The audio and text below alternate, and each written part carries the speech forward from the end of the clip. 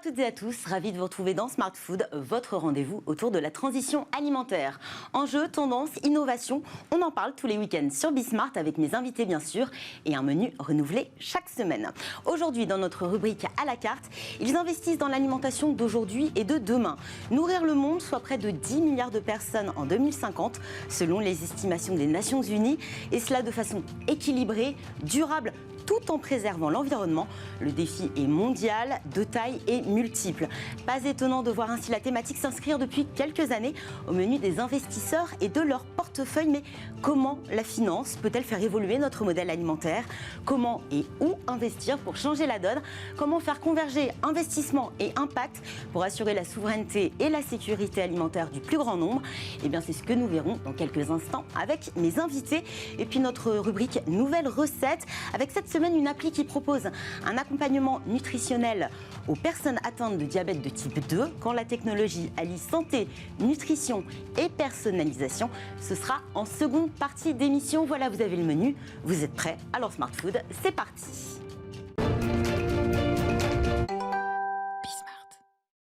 La transition alimentaire s'est évoluée vers une alimentation qui permettra de nourrir 10 milliards d'habitants en 2050.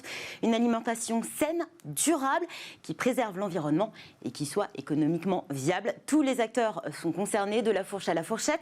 Mais pour soutenir cette transition, les projets qui l'accompagnent, il faut des financements. Ils peuvent être publics, privés.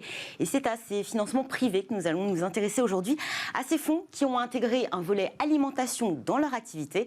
Pour en parler, je reçois aujourd'hui Johnny LHM. Bonjour à vous. Bonjour. Vous êtes le CEO d'Edmond Rothschild Private Equity. C'est une société de gestion qui appartient au grand groupe Edmond Rothschild. Vous intervenez dans le domaine du capital investissement sur les sociétés non cotées en bourse. Vous avez notamment une stratégie d'impact dans l'agroforesterie. Je reçois également Laetitia de Panafieux. Bonjour à vous. Bonjour. Vous êtes directrice d'investissement chez Astanor Ventures. C'est un fonds de capital risque à impact et vous investissez dans le secteur de l'agroalimentaire en Europe et dans le monde entier. Edmond Rothschild, Astanor Ventures, ce sont deux sociétés de gestion qui opèrent dans la finance durable.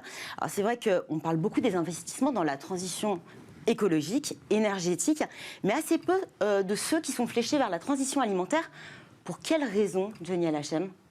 Bon, tout d'abord... c'est assez récent finalement. Oui, mais je permets juste de dire que tout est lié aujourd'hui et tout converge. Donc on peut avoir des impacts dans un domaine donné qui forcément vont avoir aussi un impact sur l'un ou l'autre des secteurs.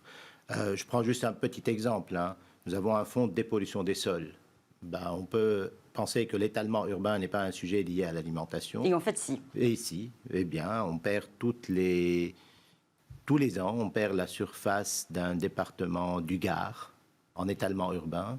Donc, ce que veut dire, on détruit nos terres arables, on met à risque la sécurité alimentaire. Donc, toutes les terres qui peuvent être cultivées. Exactement. Pour, en effet, avoir un étalement urbain. Et quel étalement urbain? Des villes mal conçues, et on voit les embouteillages, on a vu les Covid, comment il nous a aidés à repenser les choses. Et pour répondre justement à votre question, il y a ce qu'on appelle en anglais le Death Valley, la vallée de la mort, sur le fait qu'il y a une absence de fonds qui viennent très en amont de la chaîne, parce que c'est une industrie très naissante, et heureusement qu'il y a des fonds comme Astanor qui peuvent venir très en amont pour aider ces entreprises à exister, pour que le capital risque un peu paresseux de l'autre côté, qui ne prend pas les mêmes risques que les autres, puisse prendre le relais après. Vous parlez de l'amont de la chaîne, c'est aussi investir dans l'avenir, en investissement de ce côté-là plutôt qu'en aval? C'est ce qu'on appelle l'audace. Les gens qui ont le courage... Ça tombe bien, on est sur la chaîne des audacieux. d'aller en dehors des sentiers battus et prendre des risques que le commun des mortels ne va pas prendre. Et ça nécessite un savoir-faire spécifique et le partenariat public-privé, parce que ce soit le fonds de Madame Panafieux ou nos fonds à nous avons aussi de l'argent public, et ce qui est une bonne chose, ce qui fait que ce mélange d'argent public et argent privé réduit finalement le risque par le savoir-faire des hommes et des femmes. Pour avoir un petit panorama ou faire le paysage de ce secteur, est-ce que les acteurs sont nombreux sur ce volet alimentation dans la finance? Alors, je pense que les acteurs sont de plus en plus nombreux et c'est une bonne chose.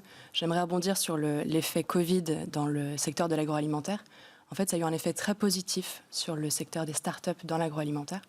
C'est un secteur qui était un peu délaissé, un peu poussiéreux, et ce parce qu'en fait, il y a eu 70 ans de pratiques assez néfastes notamment dans l'industrie agricole. Et on le voit aujourd'hui. Une prise de conscience, en fait, cette crise a rebattu les cartes. On a d'autres préoccupations aujourd'hui, on pense notamment aux circuits courts, mais pas seulement. Exactement, exactement. On a par exemple une start-up dans notre portefeuille qui s'appelle La Ruche qui dit oui, que vous connaissez probablement. On a fait un reportage il y a quelques semaines sur son 10e anniversaire. Exactement, très beau reportage d'ailleurs. La Ruche qui dit oui a eu a bénéficié d'une énorme croissance grâce au Covid, puisque les gens ne voulaient plus aller dans les hypermarchés avec des centaines et des milliers de personnes, et donc se sont réintéressés parce qu'ils avaient aussi plus de temps à consacrer à leur santé et à l'environnement, ont commencé à reconsidérer les circuits courts. Donc c'est un exemple parmi beaucoup d'autres sur l'effet positif du Covid. Et ce Covid a créé des opportunités aussi de business forcément, mais aussi de financement. Bien sûr. Et l'un des exemples que j'ai en tête, évidemment, c'est le plan de relance de l'agriculture de Macron, qui a été annoncé il y a quelques semaines maintenant, et qui permet un financement plus durable du secteur de l'agroalimentaire. Et j'aimerais juste insister sur ce terme de plus durable, puisque c'est quelque chose qui est très important. Il y a eu des financements, il y a eu des investissements dans le secteur de l'agroalimentaire, mais on a vraiment délaissé cette notion de durabilité, de soutenabilité, et cette notion de santé humaine aussi. Puisque vous parlez de ce plan de financement, France 2030, une enveloppe globale de 30 milliards d'euros, 2 milliards d'euros fléchés vers l'innovation, dans l'agriculture notamment, auxquels s'ajoutent 877 millions, il me semble, dans le cadre du 4e plan innovation. Est-ce que c'est suffisant, ce montant alloué, du coup, fonds publics? Les fonds privés sont aussi nécessaires. On va dire que c'est un bon début. Je pense qu'il faut aussi le coupler avec un investissement privé. Et il faut également ne jamais délaisser le capital risque. Comme l'a dit Johnny tout à l'heure, c'est aussi quelque chose qui est important, puisque les investisseurs publics vont avoir tendance à prendre moins de risques que les investisseurs privés. Il faut aussi le mettre en relation avec les différentes régulations de la Commission européenne, notamment. On pense évidemment au Farm to Fork, qui vise à réduire notamment l'usage des pesticides et des engrais chimiques. Donc voilà, je pense qu'il y a une certaine prise de conscience au niveau national, au niveau européen, évidemment au niveau mondial également. On a vu les retombées de la COP26 par exemple.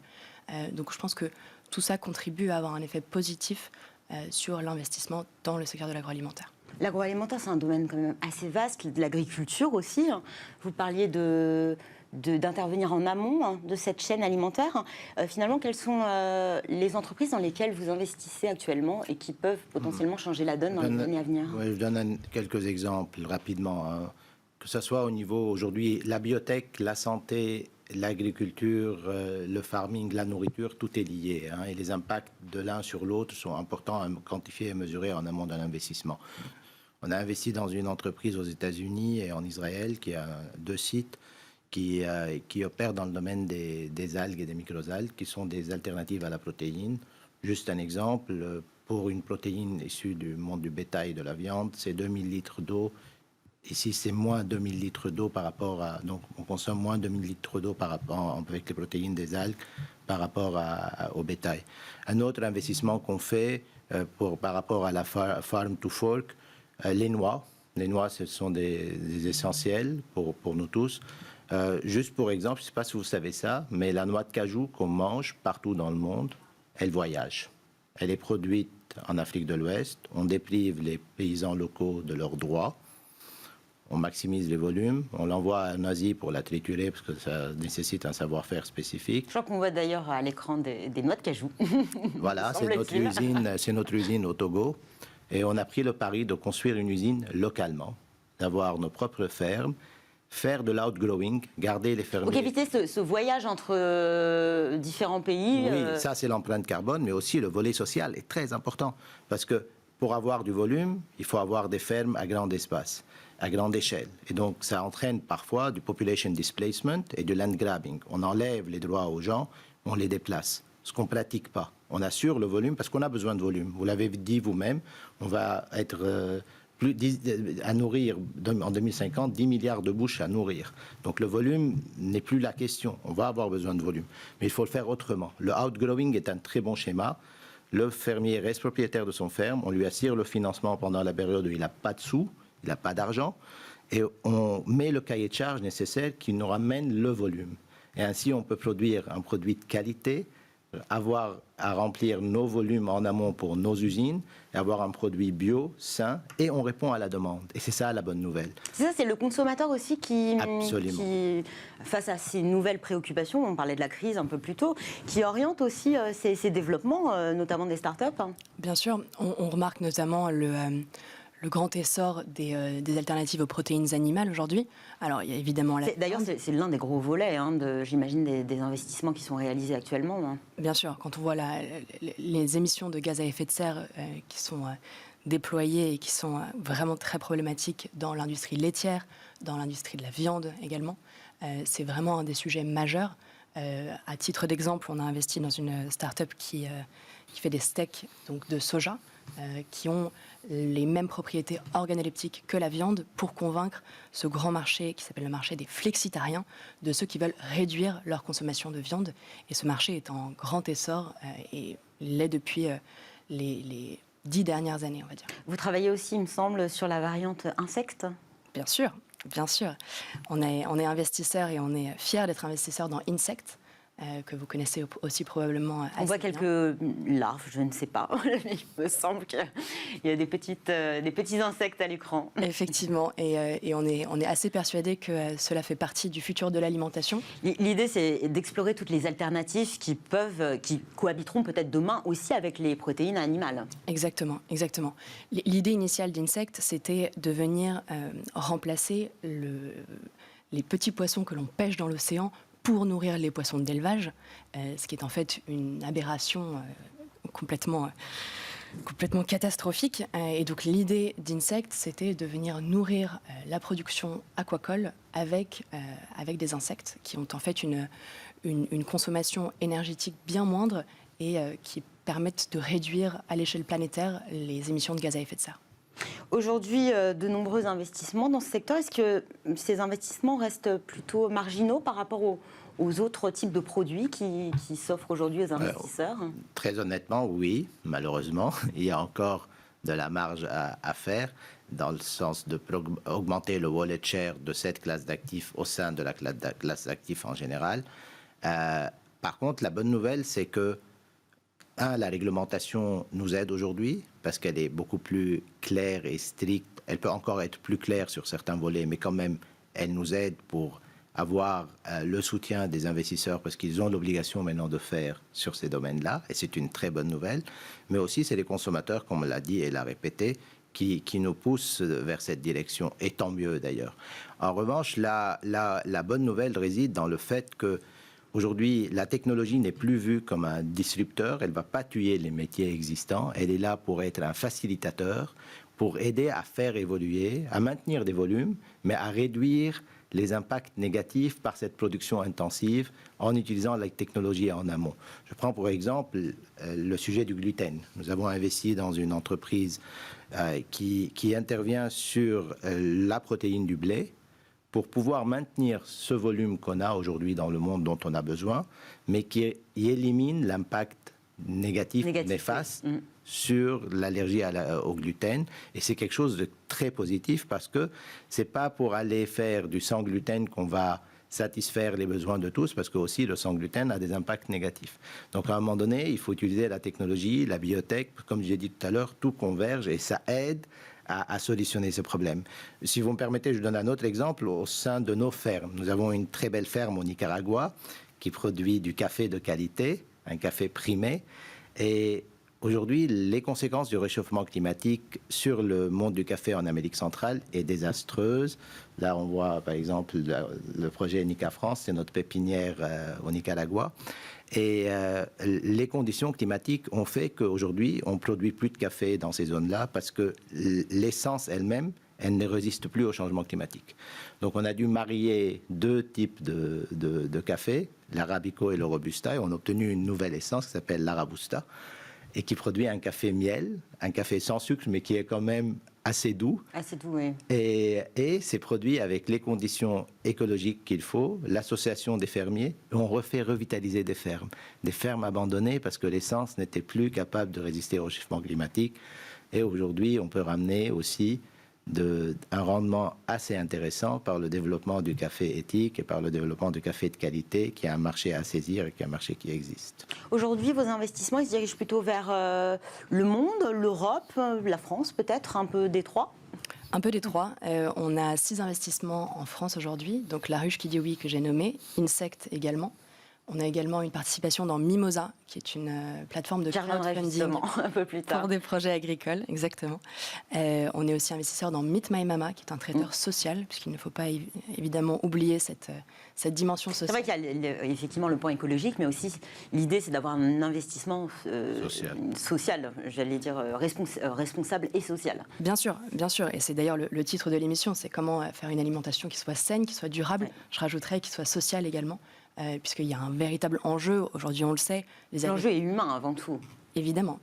L'enjeu est humain à la fois pour les consommateurs, et on en a parlé, mais également pour les producteurs et pour offrir une rémunération qui soit décente aux agriculteurs qui triment pour mettre de la nourriture dans nos assiettes. Comment vous évaluez le potentiel des entreprises dans lesquelles vous investissez? Est-ce qu'on peut déjà imaginer qu'elles vont avoir un fort impact et qu'elles sont rentables? Bien sûr, alors c'est effectivement ce double enjeu que nous on va regarder d'un point de vue financier, donc d'un point de vue retour sur investissement, mais également, et c'est peut-être le plus important et le plus novateur aujourd'hui, d'un point de vue de l'impact. Donc l'idée c'est que nous on va investir dans des startups qui ont un impact positif sur l'environnement et sur la société, impact que l'on va mesurer et que l'on va mesurer en toute transparence. Donc l'idée chez Astanor, c'est qu'on va déterminer des objectifs d'impact avec les startups de notre portefeuille pour déterminer dans quelle mesure elles ont contribué à bénéficier à l'impact positif global à l'échelle planétaire. Donc un exemple très concret, je prenais l'exemple d'Insect tout à l'heure, on va mesurer de manière très concrète le nombre de petits poissons qui sont sauvés dans l'océan grâce à la solution d'Insect.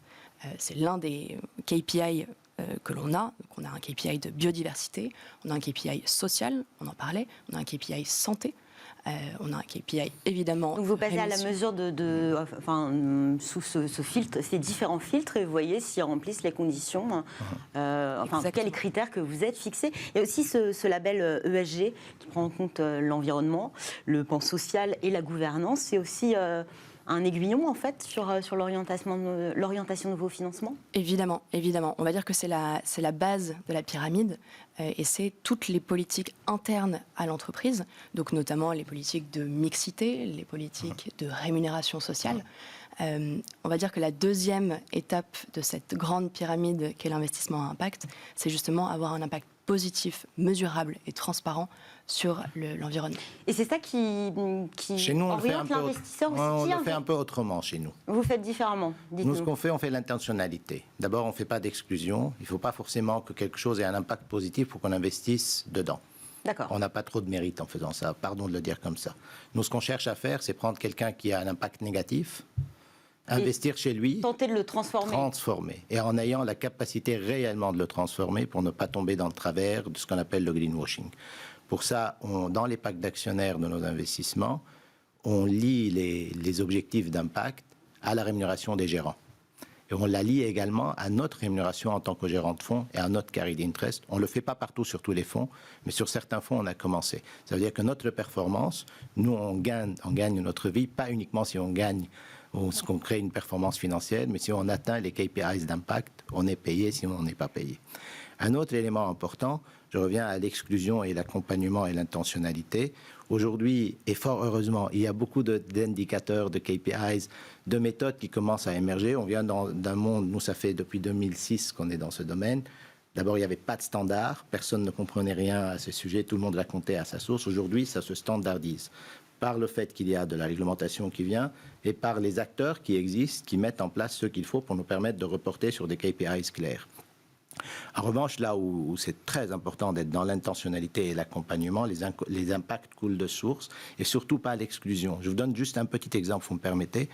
Aujourd'hui, dire que vous investissez dans du pétrole ou dans le gaz, c'est très mauvais et c'est même name and shame et parfois vous êtes exclu du monde des investisseurs. Or, au Burkina Faso, l'une des causes majeures de la déforestation, c'est l'usage du charbon dans la cuisine. Impact négatif sur la santé de la femme, peu de temps pour la ménagère pour s'occuper de ses enfants. Vous disiez justement que c'est très imbriqué entre les thématiques écologiques. Et donc, investir dans une entreprise qui était d'ailleurs gérée par une entrepreneur, une dame exceptionnelle.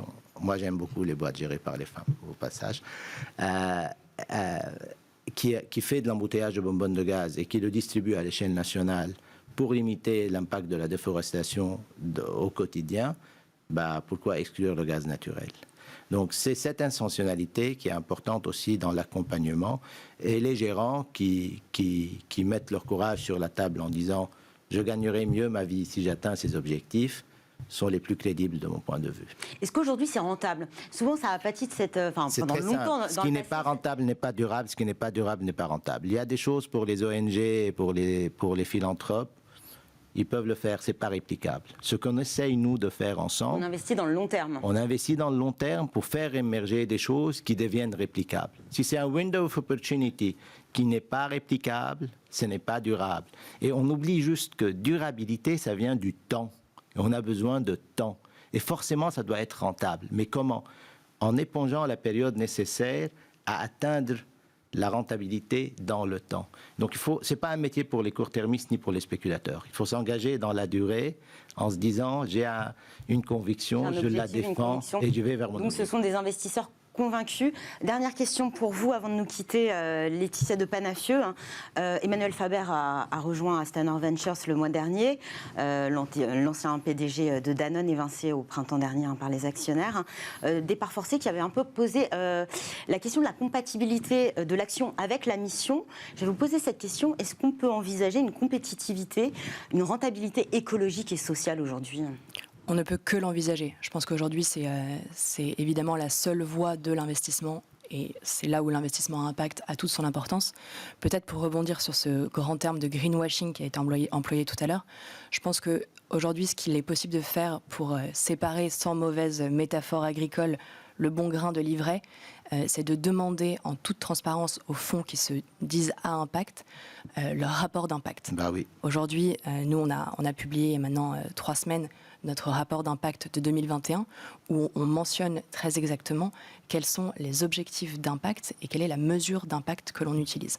Et ça, c'est quelque chose qui est important, avec évidemment la rémunération des investisseurs liés à l'impact. Ouais. Donc Edmond de Rothschild le fait, Astanor le fait aussi. Il y a finalement assez peu de fonds aujourd'hui sur le marché qui le font. Je vous enverrai notre rapport d'impact et un mot sur Danone. Un mot sur Danone et ce qui s'est passé. Le chrono.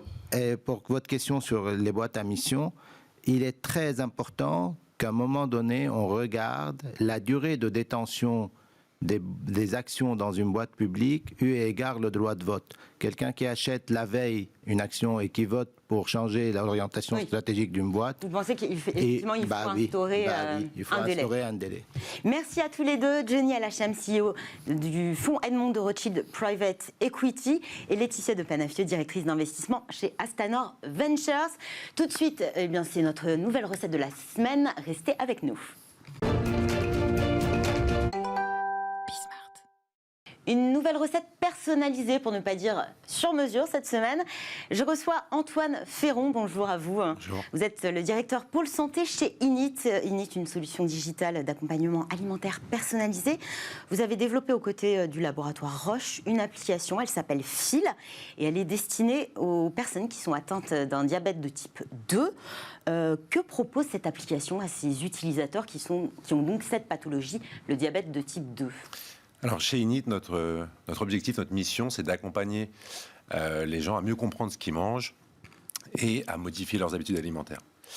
On le fait déjà chez Carrefour et Intermarché à travers un score personnalisé. Et dans le cadre de notre partenariat avec le laboratoire Roche Diabète, on accompagne les diabétiques de type 2. Alors, peut-être quelques chiffres. Le diabète en France, c'est 4 millions de personnes, dont 92% de diabétiques de type 2. Et c'est une pathologie qui augmente de 5% par an. Le premier levier, finalement, pour mieux vivre sa maladie, c'est l'alimentation. C'est l'alimentation. Donc, qu'est-ce que propose l'alimentation qui va aider concrètement les malades à mieux gérer leur alimentation au quotidien ? Alors, en fait, on leur propose de personnaliser l'accompagnement à travers 4 questions. Ils peuvent préciser leurs objectifs, leurs contraintes, leurs attentes alimentaires, parce que les diabétiques de type 2 comme vous et moi, peuvent être végétariens, pescétariens, rechercher un apport en fibres, en protéines. Donc on a un profil de préférence alimentaire, on va dire. Exactement. Et puis, très concrètement, on va leur proposer des recettes adaptées, la capacité de planifier leur repas, parce que plus on planifie, moins on fait d'écart. Et grâce à un score, lorsqu'ils vont scanner leurs produits chez eux ou en magasin, identifier les produits qui leur correspondent le mieux. Donc, aide aux courses, aide à la cuisine. Pour l'aide aux courses, c'est un scan.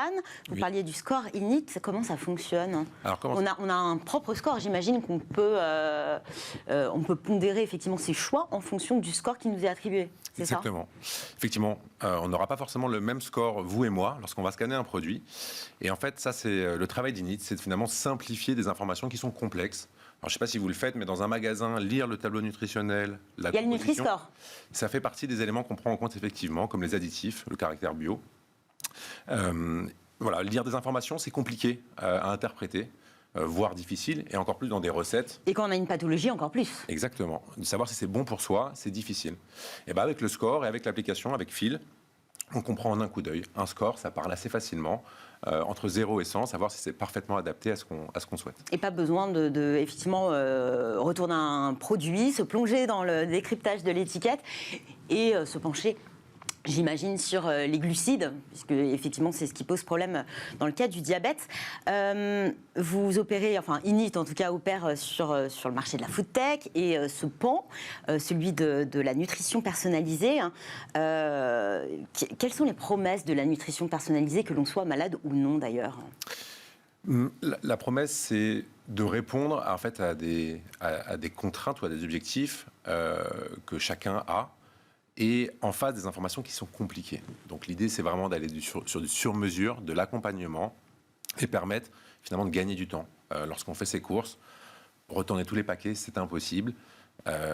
Lorsqu'on va regarder des recettes dans un magazine, savoir si elles sont bonnes pour soi, c'est pareil, c'est difficile. Donc l'idée, c'est de faire gagner du temps et de donner des informations très claires, très simples, aux consommateurs. Donc les algorithmes, la technologie vient à notre secours. Quelles sont les limites actuellement de la nutrition personnalisée? Elle est en plein boom, en plein développement. Qu'est-ce qui pêche encore à l'heure actuelle? Ce qui peut être un challenge, effectivement, d'avoir les informations pour faire cette traduction en informations simples. Mais on s'appuie aujourd'hui sur des acteurs qui collectent l'information auprès des fabricants. Nous avons nous-mêmes des nutritionnistes, un conseiller scientifique qui nous partage l'état de l'art de la nutrition. Et en fait, avec ces données, avec cette expertise, on fait cette traduction pour que tout à chacun puisse, tout au long de son parcours alimentaire, la planification, le choix, la préparation, pour que ce soit le plus simple au quotidien. Simplifier les courses et aussi la cuisine et le plaisir de manger à garder malgré tout. Merci beaucoup Antoine Ferron.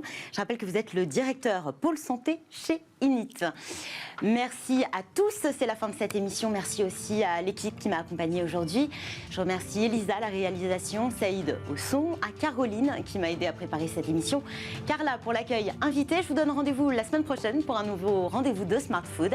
Très bonne journée et à très vite sur Bismart.